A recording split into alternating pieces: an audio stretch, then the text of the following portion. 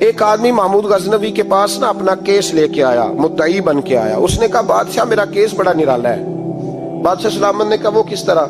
کہنے لگا یہ میرے پاس ایک تھیلی ہے، میں نہ سفر پہ جانے لگا تو یہ تھیلی پوری ہیروں کی بھری ہوئی. فلاں علاقے کے جو قاضی صاحب ہے نا، میں جاتی دفعہ میں کہیں سفر پہ جا رہا تھا تو میں ان کے پاس چھوڑ گیا کہ رستہ لمبا ہے، کہیں کو مجھ سے چھین نہ لے، ہیروں کی بھری ہوئی. کچھ دنوں کے بعد میں واپس آیا ہوں، قاضی صاحب نے مجھے تھیلی واپس کی ہے تو اس میں ہیروں کی بجائے کھوٹے سکے نکلے. اب میں نے قاضی صاحب سے کہا ہے تو قاضی صاحب تو میرے گریبان تک آتے ہیں، وہ کہتے ہیں بتا کہیں سے پھٹی ہے، کھلی ہے؟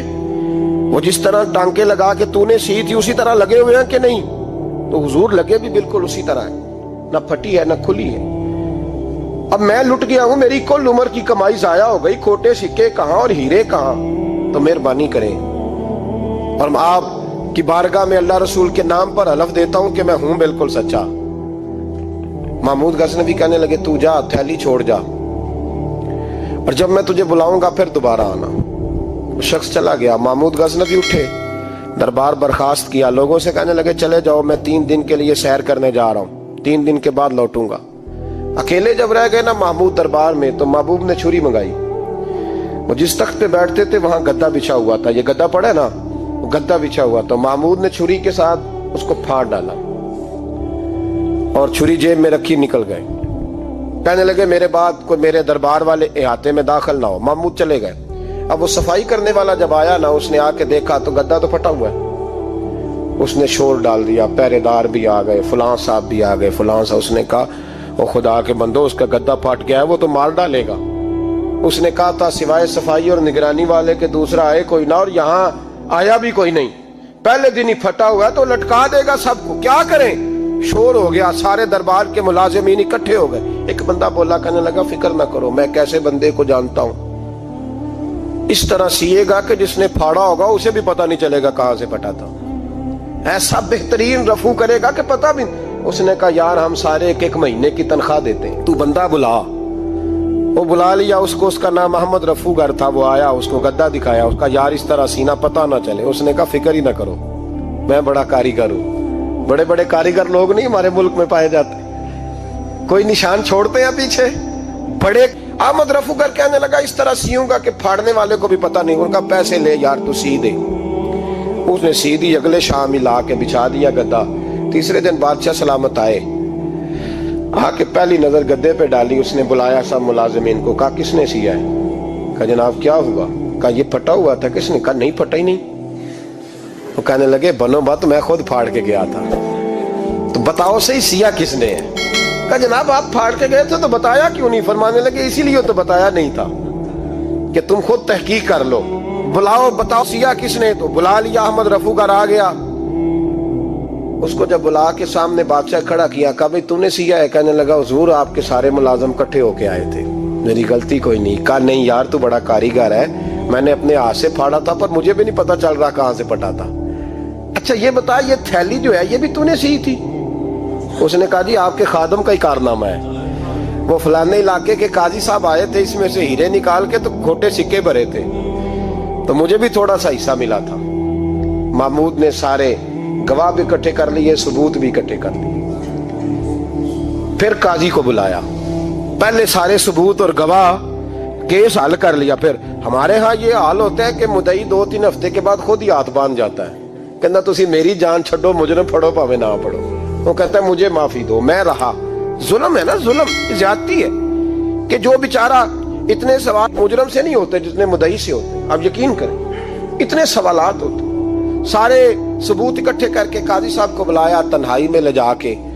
محمود غزنوی نے کہا قاضی صاحب آپ سے غلطی ہو گئی، غریب آدمی تھا، وہ لٹ گیا ہے، اس نے تو بڑی مشکل سے کچھ ہیرے جمع کیے تھے اور اس کی کل کائنات تھی، تو آپ اس کا مال اسے دے دیں، بات ختم. قاضی صاحب کہنے لگے آپ مجھ پہ الزام لگا رہے ہیں، سوال ہی نہیں پیدا ہوتا. آپ میری داڑھی دیکھیں، آپ میرا اعزاز دیکھیں، دنیا جانتی ہے میں اس کا. قاضی صاحب انسان بھول ہی جاتا ہے، بندہ بھول جاتا ہے، غلطی ہوگی. مال نے کہا نہیں سبق. کہا میں تنہائی میں پوچھ رہا ہوں، میں اس وقت پوچھ رہا ہوں جب دوسرا موجود کوئی نہیں. آج توبہ کر لے، میں کچھ نہیں کہوں گا، تو میری زبان پہ اعتبار کر، تجھے پتا ہے میں جو کہتا ہوں اس پہ عمل بھی کرتا ہوں، باز آ جا. پر قاضی نے کہا نہیں میری غلطی کوئی نہیں، महमूद ने फिर बड़े दरबार में बुला लिया। मजमा आम में मोहलत के दिनों में जो तौबा कर ले वो बच जाते हैं, लेकिन लोग रुस्वानियों के दिनों में फिर वापस लौटते हैं अगला घर देख के, फिर हालात और तरह के हो चुके होते हैं। जब बड़े दरबार में काजी को बुलाया, भाई तू मानता है कि नहीं? उसने कहा नहीं। तो कहा बुलाओ अहमद रफूगर को। जब अहमद रफूगर आया तो बूढ़े काजी की टांगें कांपने लगी, जुमले टूटने लगे, लफ्ज जमीन पर गिरने लगे, बात सही नहीं होती, जुबान लड़खड़ाने लगी। महमूद कहने लगे, काजी मैंने तुझे कहा था वहां मान जा बात, अब बड़े दरबार में बोल। तो जब काजी साहब की गर्दन खुद ब खुद झुक गई तो दुनिया समझ गई।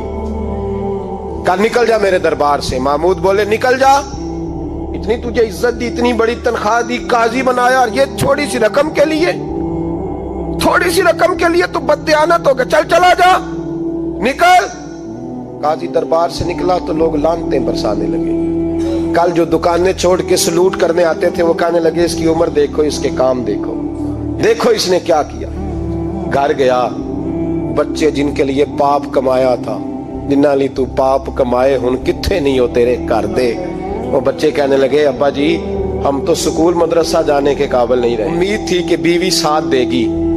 वो कहने लगी मैं मेके कैसे जाऊंगी, गली की औरतें तरह तरह की बातें बनाती हैं। और भाई कामयाबियों के बड़े सरबराह होते हैं, तो कामयाब हो जाए तो सारे कहते हैं मेरी सपोर्ट से हुआ है। नाकामियां हमेशा यतीम होती हैं, नाकामियों का कोई सरबराह नहीं होता।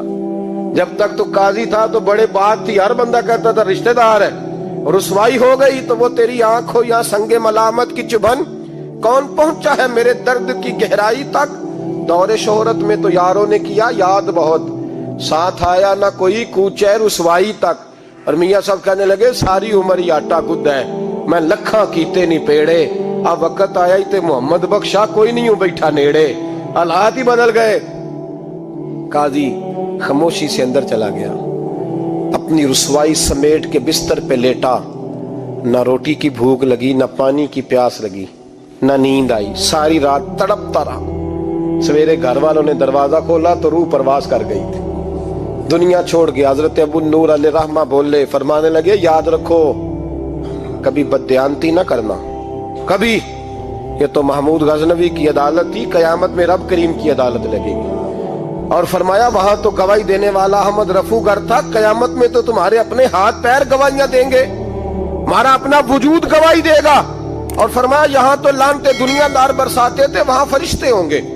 और काजी को तो मौत आ गई थी, कयामत में तो दोबारा मौत भी कोई नहीं आएगी, वहां तो रहना है और सहना है।